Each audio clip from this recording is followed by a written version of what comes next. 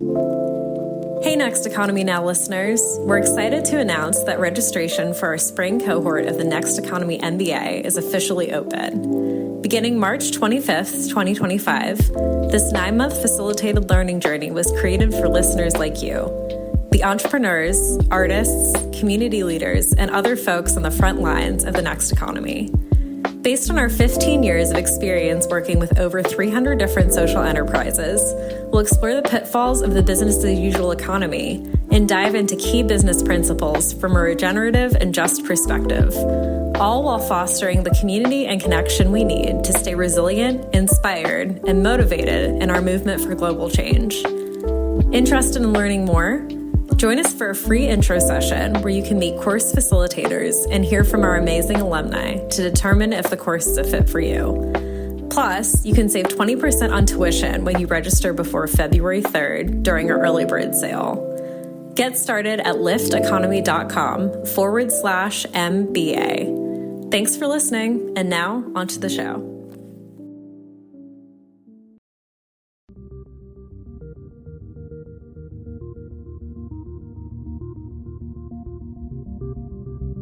Welcome to Next Economy Now. The goal of this podcast series is to highlight the leaders who are taking a regenerative, bioregional, equitable, democratic, racially just, and whole systems approach to creating the new economy. Hello, Janelle. My name is Erin Axelrod. I am a worker owner and partner at Lift Economy, and I am joined today by Janelle Orsi. Janelle is a lawyer, writer, and cartoonist whose life work so far has been in activism for social and environmental justice. Her current focus is restoring Indigenous land relationships and redistributing wealth. After 14 years of growing the worker-directed Sustainable Economies Law Center, she is exploring new directions with trust that a much more loving and interconnected world is possible. Janelle, welcome back to Next Economy Now. Aw, thanks, Erin. I'm happy to be with you. I don't even know what year it was that we had you. It must have been 2018, something around there. It was a while ago. I was all enmeshed in projects like starting cemeteries, and that feels like a while ago. Yeah. Oh, well, I think it would be wonderful if you would share with listeners, for those who haven't caught that initial podcast of ours many years ago, share a little bit of the wander that has brought you here. Share the story of Selk and just anything that feels alive in you right now to bring listeners up to speed. Got it. So a little bit of the wander was, I'll just have to start somewhere in the middle of life, but I became a lawyer thinking I was going to serve youth in particular, be a defender of youth and advocate for youth rights and that kind of thing. But I got myself all involved in the very adversarial legal system of just fighting for scraps of rights for people and feeling like that was just not going to get us anywhere. And while I was in law school, I was living in co-housing.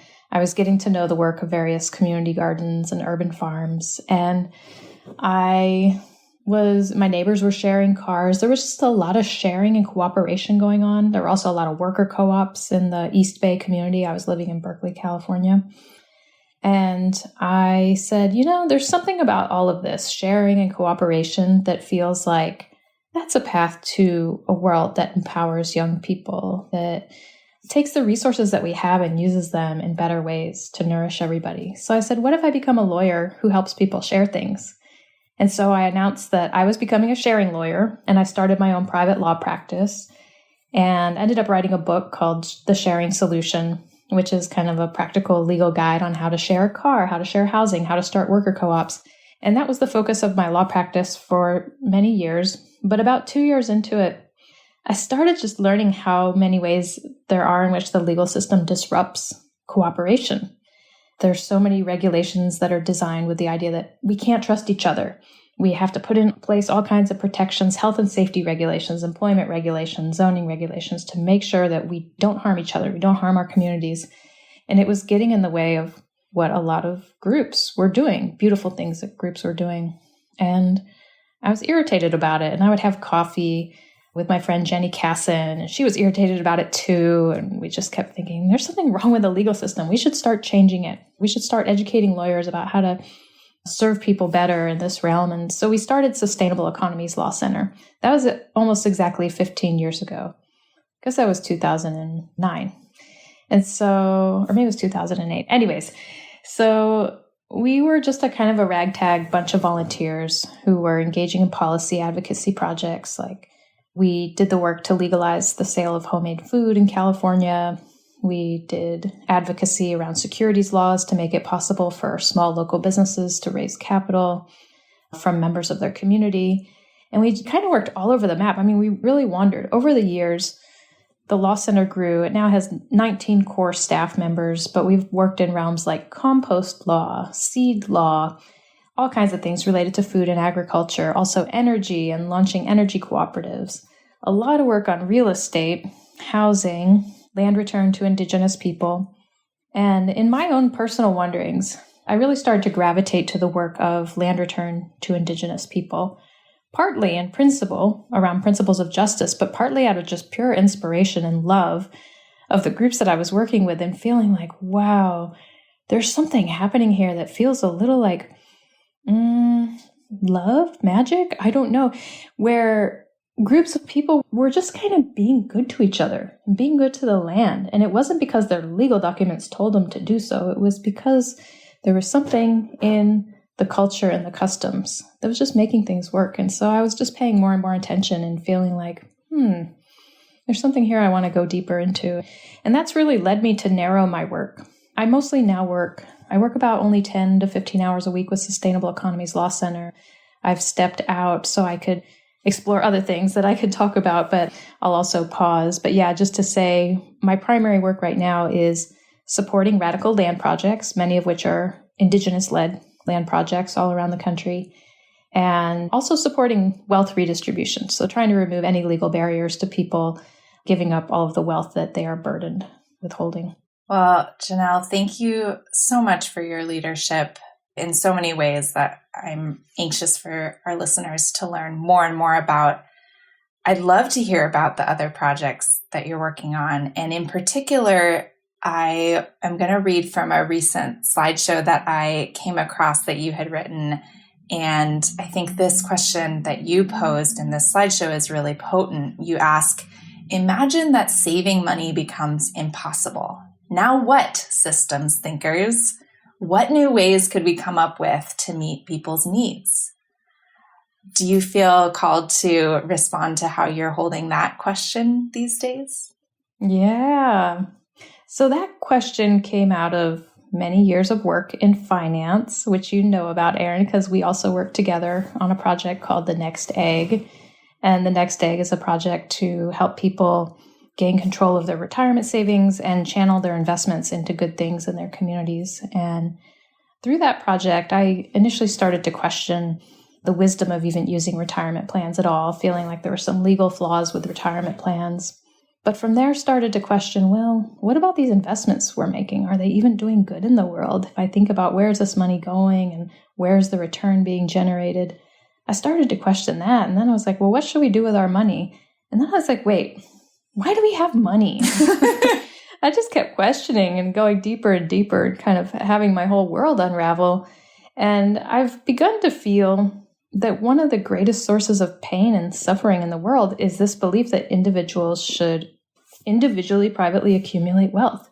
It's such a harsh burden that we put on ourselves and put on others. And the fact is, most people can't do it.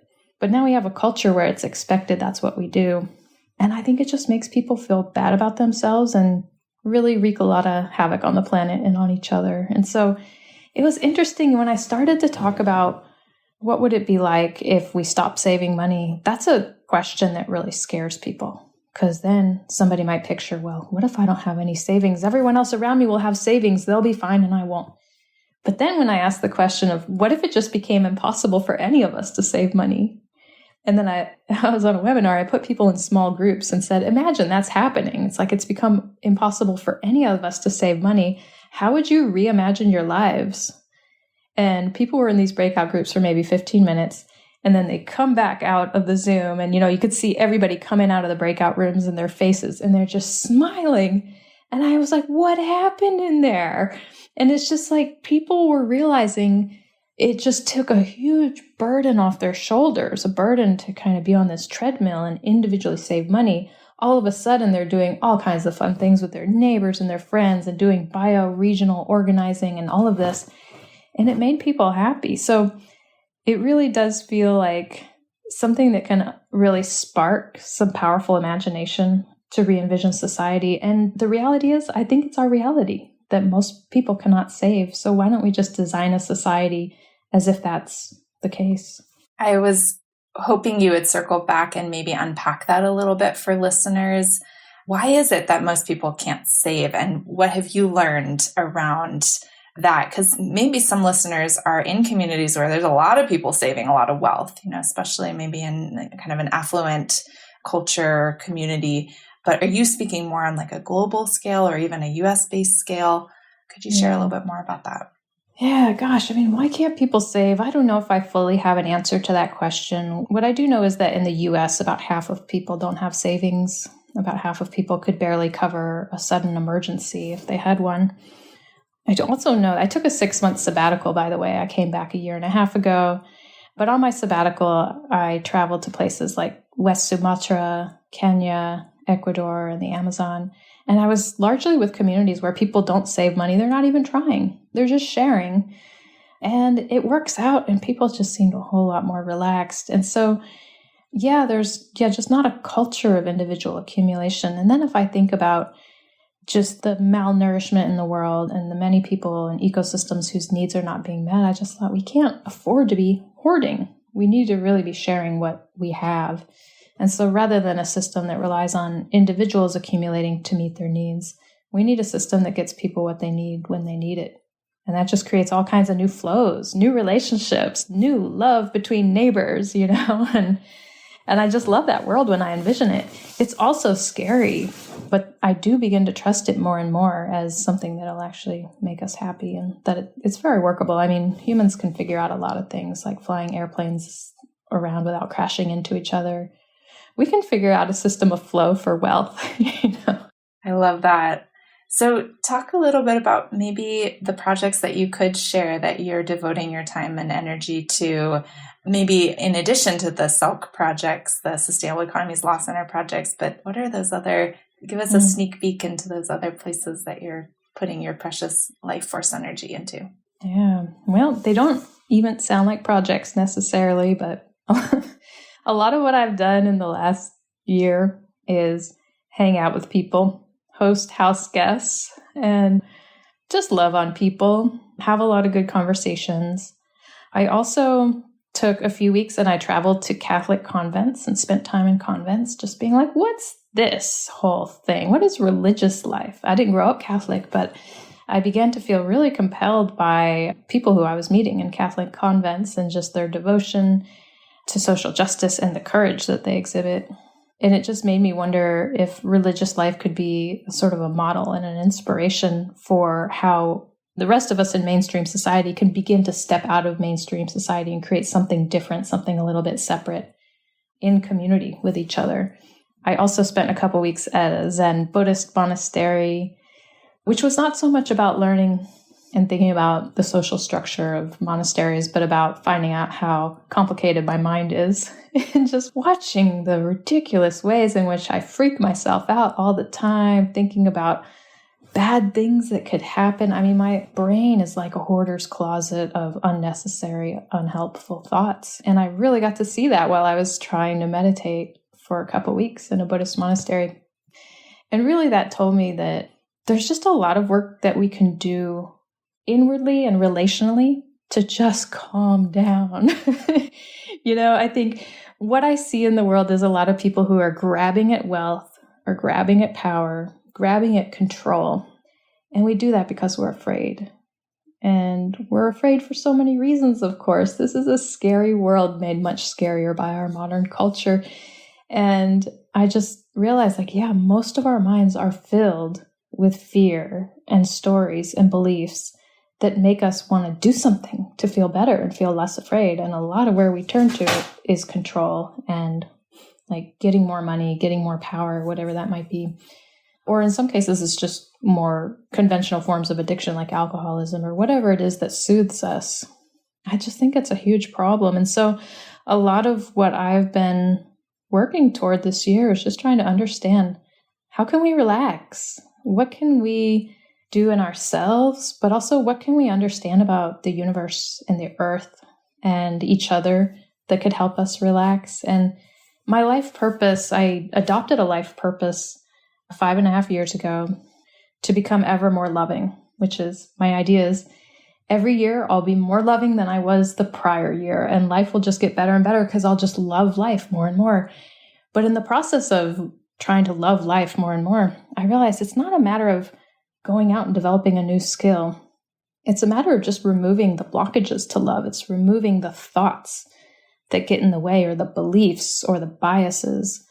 And once you get those out of the way, love is just what flows. You can't not love people, places, and things, and slugs and bees. And it just, once I felt that flow in myself, I was like, oh, that's just what is. That's how people are. So all of that's to say, it's made me trust that we're all loving. It's made me trust that all humans are loving. We can be very blocked, but I do believe our core nature is loving. And the core of life on earth is that it's life-giving. And I now believe this. One part of me believes this fully. Another part of me is still like a scared child being like, what if we could lose everything? What if people are mean to us? And I got to listen to that. I got to listen to that voice too. But I think, I'm learning so much about really how to sort of relax into life and trust life a lot more, which allows me to take risks like giving away all my savings and knowing that actually I live in a benevolent universe and we'll figure things out together.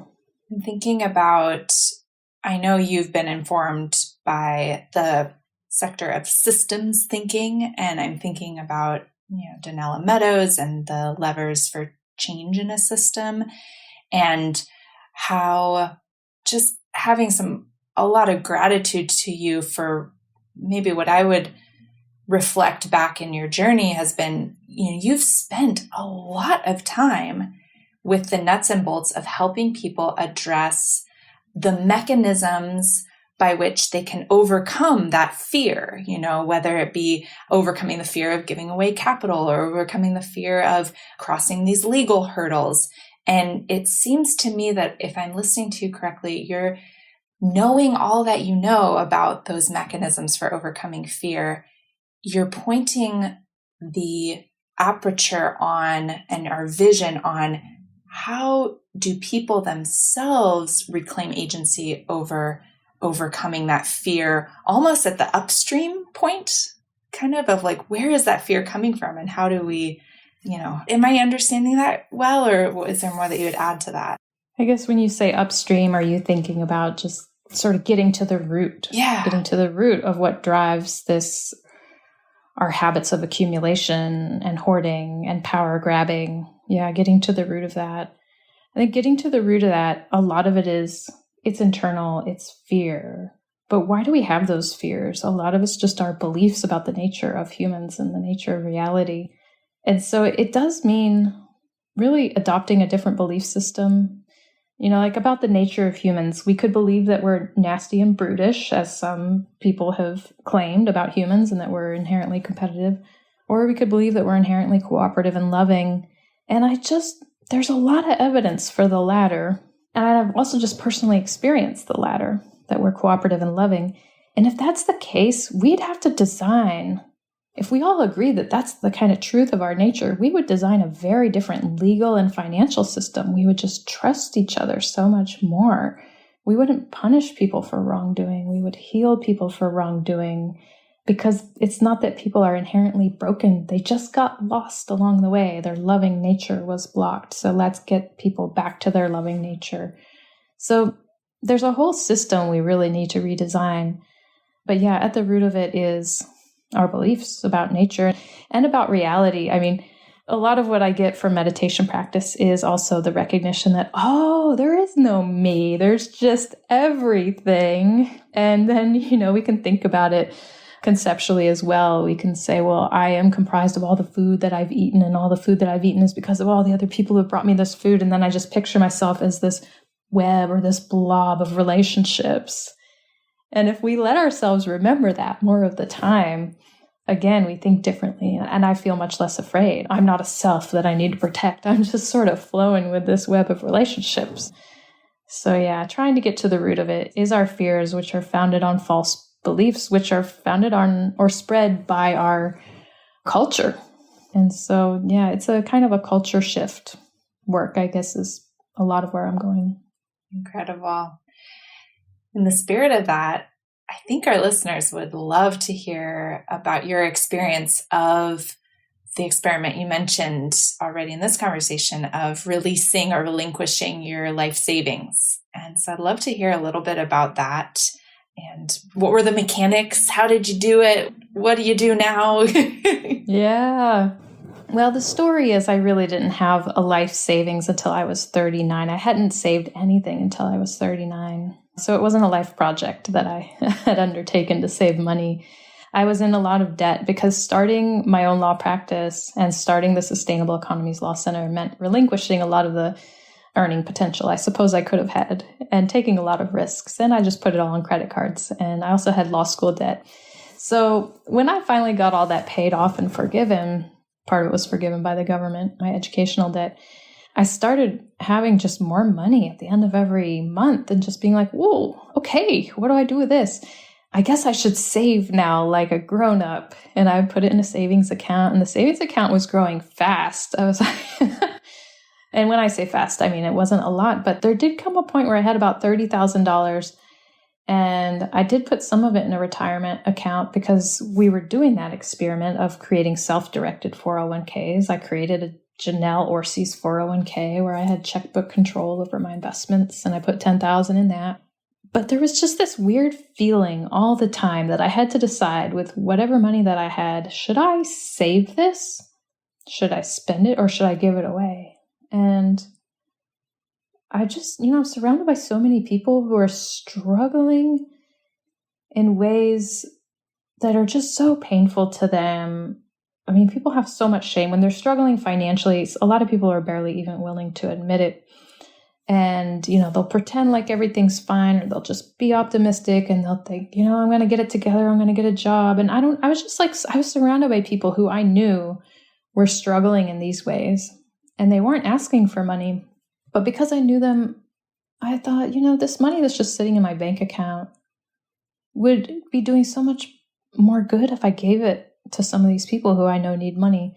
There ended up being two people where I gave one person $10,000, another $7,000. The one person I gave $7,000 because I took the money out of my retirement account, used $3,000 to pay the penalty and taxes, and then gave the rest to someone. And I think it made a huge difference in their lives at that particular moment when I gave it to them. And it's not even people who I was extremely close to, but I knew them and I was aware of what was going on with them. And I have to say, I never regretted for a moment making these gifts. There was a moment where my savings account got cleaned out and I was like, oh. But then I just remembered I live in this abundant world.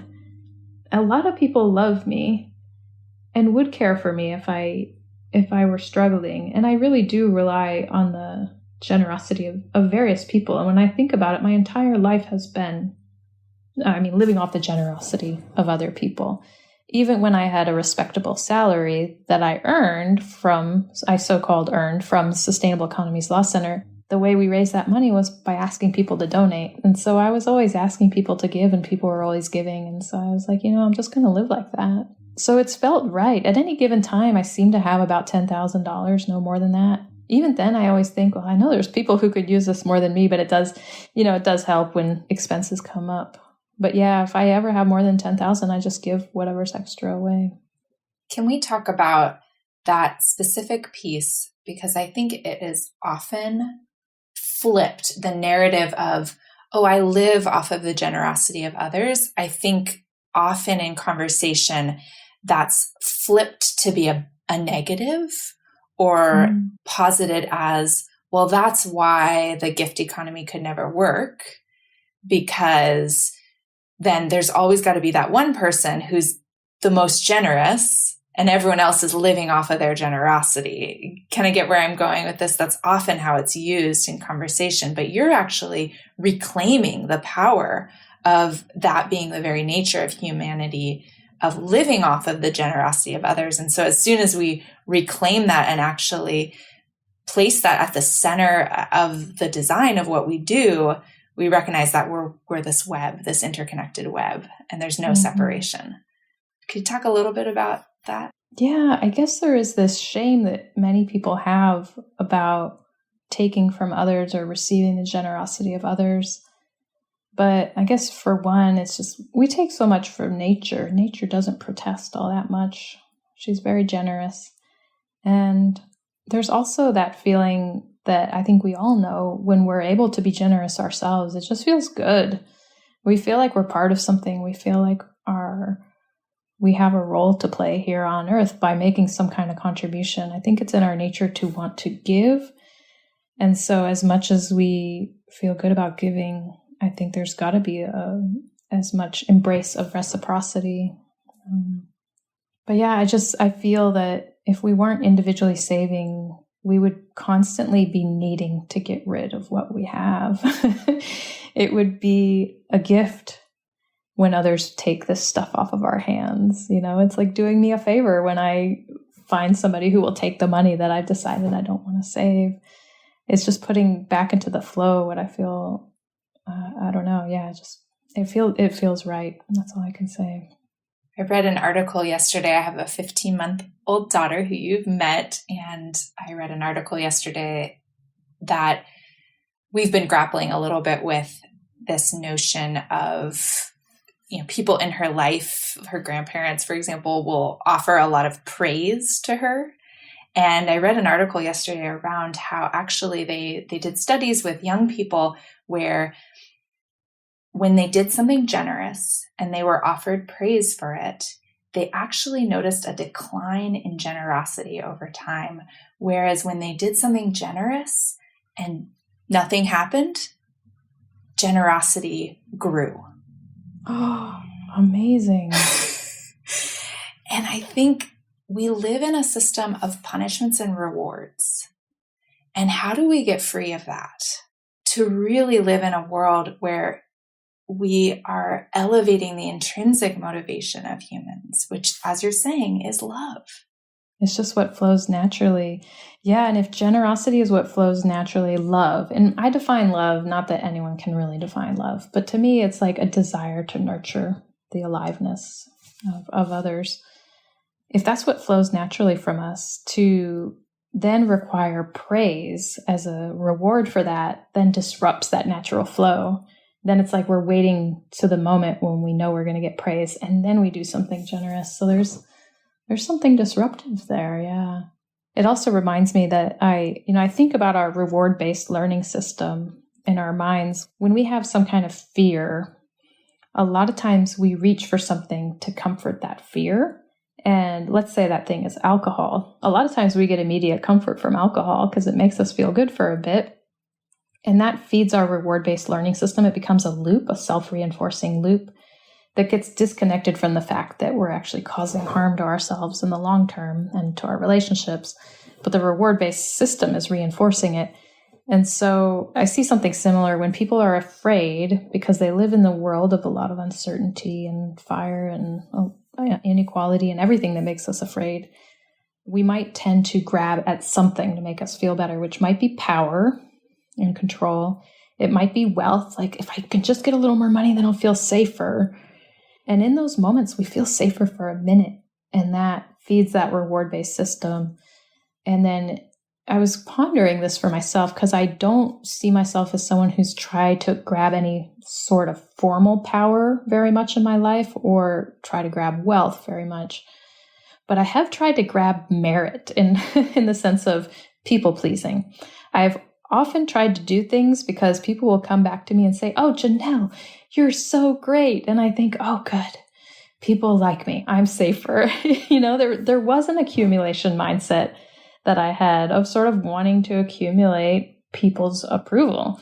And again, it's like that is also disrupting my ability to be genuine and have genuine relationships with people. And so then the question becomes, well, then what do we do in the moments of fear? And that's where a lot of the practices I've been cultivating this year around mindfulness, around recognizing and reminding myself that I'm part of an interconnected web and that I live among beings who are inherently loving, that can calm my fear. Going out and doing something to please people is not a good approach, actually. One of the things that's coming up for me is I'm guessing that because you've limited your, financials to never having more than $10,000 accumulated at a time, that has translated for you in other creative strategies apart from relying on financial wealth to meet your food and connectedness and, entertainment and media and all the things that people spend money on. Could you talk a little bit about that and the other strategies that maybe our listeners could try on as well? Because as you say, this is a practice. This is a toolkit of practices to adopt. I'd love to hear what you have to share on that. Yeah, sure. And I think what I'm doing won't work for many people in the current context. But one of the things I've sort of loosely committed to in myself is to just not pay rent. And partly that's just because I've always been kind of comfortable living with very few possessions. It makes me portable. And I don't really, for the moment I live with my dad rent-free. And prior to that, I had been sort of kicking around Oakland and traveling and staying with people. And so being semi-nomadic for a bit. But I feel somewhat comfortable with the idea that I might just continue to ask people if I could stay with them. And I sense that there's a lot of people out there with surplus space who would welcome me temporarily or for long-term periods, if I needed a different place. And so it's not going to work for everybody, but I kind of feel like there could be a whole category of people out there who could adopt that as, hey, we're the no renters. We don't pay rent. We live lightly on the planet. Because we don't pay rent, we redistribute our wealth. And there could be a whole lot of people out there who support us as a category of person. It's sort of like how in some Buddhist countries, the monks go and beg every day. And a lot of people are just very happy to support that because they see the benefit of the monk's role in society. And you're not the only one doing that. I know you're not saying that, but that is a very real, invisibilized strategy that many people undertake from all walks of life and all kind of underpinning values that have come to that conclusion that maybe not paying rent is helpful for creating the next economy that we want to see possible. What are some others? Some others are, growing my own food more and more, putting plants in the ground here at my dad's house. Janelle, you wrote about restaurants at one point. I wonder if people spend a lot of money at restaurants. Have you found yourself limiting the amount of time you spend in restaurants? Yeah, when I lived in Oakland, it was hard to avoid going to restaurants because, people are always socializing and we say, let's go out to dinner. But since I now live in the coast of Oregon, most of the time I live in the coast of Oregon with my dad, I never go to restaurants and I don't feel like I need to. We have people over for dinner at least twice a week. And so there's a lot of figuring out what to do with what we grew in the garden, cooking it, sharing it with people. And I'm trying to remember what you may have read that I wrote about restaurants, but I have written something, maybe not published, about how I just feel like the inherent design of restaurants, it's almost always going to be exploitative of workers, just because consumers come in, they demand food within a certain period of time to a certain standard. And it requires that workers work in a very controlled way. I mean, I used to work in restaurants like Olive Garden, and I know what it's like to be, on the clock trying to get that food out there. And it really doesn't pay well in most cases. And I don't really see a way for the restaurant industry to create good jobs, flexible jobs where workers actually have a say over the shape of their work in their workplace. There are a lot of worker-owned food businesses out there, but they tend to be bakeries where there's a lot less of a demand for workers to be delivering food within 10 minutes and pleasing customers and that kind of thing. And so I think a huge area of my career has been focused on worker worker ownership and worker governance. And the nonprofit I founded, Sustainable Economies Law Center, we call ourselves a worker self-directed nonprofit. And it's hard for me to ever imagine going back to a hierarchical workplace. And then when I started thinking about restaurants, I thought, given the nature of what people expect of restaurants, it's hard to imagine them being non-hierarchical. So yeah, it made me think, maybe we should abolish restaurants, rethink how we feed ourselves. Yeah, and overall, I don't eat at restaurants. Almost never. Yeah. I want to touch again on these land projects, and to the extent that you're able to share, how do you feel your own journey in deepening into love, in the way you put it? What's your vision for what you'd like to contribute, and also what you'd like to receive in relationship with these land projects, the Indigenous land return projects that you're working on, and so on? If there's anything you'd share about that, I'd be so curious. Well, about 15 months ago, I, with a few coworkers, started a project at the law center called Sacred Legal Circles. It's not particularly visible to the public, but we mostly spread the word via word of mouth. And in the last 15 months, we've had conversations with 38 land projects around the country, about half of which are Indigenous-led, many of which are Black-led, and others are groups that are often rooted in either spirituality, religion, non-Western worldviews. Basically, they're motivated by something deeper than just providing for material needs. And they're getting land or housing, or they're developing community farms. And then they come talk to us about their legal needs. And I've met some of the most wonderful people. First of all, there's soul-nourishing conversations that I have. And I feel from some of the people just like this love that they're emanating in their community. It's immeasurable. It's intangible. What is it? I don't know. But, you can get a sense of it about what they're doing in their communities. And I just come away just feeling like I want them to do what they're doing in the world. I just want them to have all the success that they want and to get the land that they want. And then, of course, they have legal needs. And that's where our team of lawyers will start brainstorming with them about things like entities for holding land, contracts to get access to land, all of it. And it's very common for the legal facets of this work to sort of come to the center and disrupt the loving nature or the spirit of what brought people together to begin with. And now, just because I'm working with groups that center spirituality or center love or whatever it is they may put at the center, they are very willing to work with us to say, okay, how can we not disrupt what is so sacred at the center of our work? Yes, we need to deal with the legal aspects, but how can we do it in a way that's not disruptive? And I'm just loving the problem solving of it, because so often people come to lawyers and they get overly focused on legal stuff. It's almost like a numbing tactic of like, okay, the world is scary, but let's just focus on creating really complicated bylaws, and then we'll feel like we're getting something done. And I don't want to participate in centering the law as if the law is what's important, because I don't think it's what's important. We still have to relate to it. That system, the legal system, is still there. So I'm excited to deepen my practice with groups of continuing to help people relate to the law, navigate the law, but without putting it at the center. Thank you so, so much for doing that. And with all the, years of experience you've had bringing that forward with the values system that you've been able to keep intact. Oh, thank you so much, Janelle. It's such important work.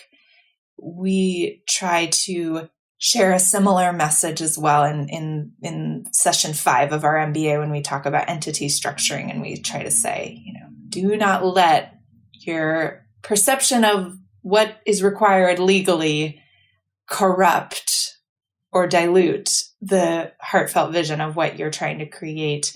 But, we can only scratch the surface in a 90-minute, one topic session. And you're really in the dirt with people figuring out how the heck to do that. Yeah, it's fun. And my colleagues at Sustainable Economies Law Center are wonderful and creative. We were just in the dirt it was like in the mud the other day, just muddling through questions related to, say, conflicts of interest and what happens when nonprofits want to pay their leaders or provide housing to their leaders, which comes up a lot in Indigenous communities. And I love muddling through this with people who are willing to push the legal boundaries and not just accept the conventional legal advice. And so it's a rich time. There's a lot of beautiful things coming from the Law Center and from the many groups that we're in dialogue with.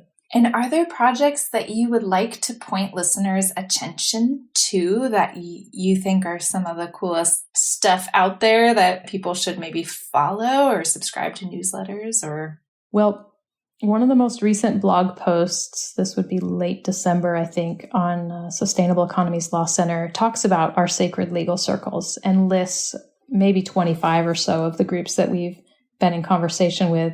And I love them all. They're so great. So just look at that list of groups and just, figure out who's in your area, offer some support. I'll also shout out to my co-hit Mohit Mukim, who has started a project at the Law Center that I collaborate with called Redistribution Law, where we're really focusing on just removing barriers to wealth redistribution, making sure foundations know how they can give away all their money and get it into the flow. And so, helping release people from that painful habit of hoarding in every way we can. So, yeah. Anything else you'd like to share with our listeners as we bring this incredibly inspiring conversation to a close? I can't think of anything. I'm just so grateful that we got to talk about all of this. Really appreciate you, Erin. Yeah, likewise. And may this be received in a good way. This is just stuff I think that can be hard and scary for people to hear. But maybe an invitation for folks who've just listened to go take a sip of water and go outside and let the air on your cheek breathe life into these words.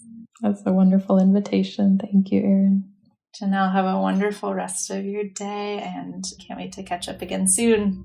Thank you. Thank you. Next Economy Now is a production of Lift Economy. To listen to all of our episodes, go to lifteconomy.com/podcast. That's LIFT economy.com/podcast. You can also sign up for our monthly newsletter at lifteconomy.com/newsletter.